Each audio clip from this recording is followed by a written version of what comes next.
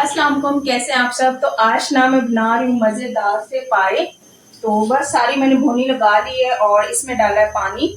और पानी डाल के इसको लगाऊंगी मैं प्रेशर तकरीबन 1 घंटे के लिए। 1 घंटे के बाद कितने कोई मज़े हमारे पाए बनेंगे ना। अच्छा, इसमें मैं डालती हूँ शान मसाला पाए वाला। इससे पाए बहुत ही ज़्यादा मज़े के बनते हैं। वैसे तो नॉर्मली पहले मैं पाए नहीं खाती थी, लेकिन जब से ये मसाला मैं ऐड करती हूँ ना, इससे क्या होता है कि इसका वो जो एक ओरिजिनल टेस्ट है ना, वो नहीं आता। फिर इस तरह से पाए बहुत ही मजे के लगते हैं। साथ में हम लेंगे पराठे कोयटा कैफे के। और इस्लामाबाद में मौसम बहुत ही ज्यादा प्यारा है, तो आज पाए खाने का भी ज्यादा मजा आएगा।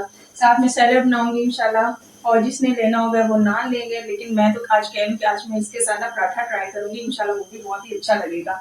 तो इसी तरह के अच्छे अच्छे ना व्लॉग्स मेरे यूट्यूब चैनल पर, निम्रा फैसल के नाम से मेरा यूट्यूब चैनल है, वहाँ पर भी जाया करें। और मेरे चैनल को शेयर, लाइक एंड सब्सक्राइब लाजमी कीजिएगा।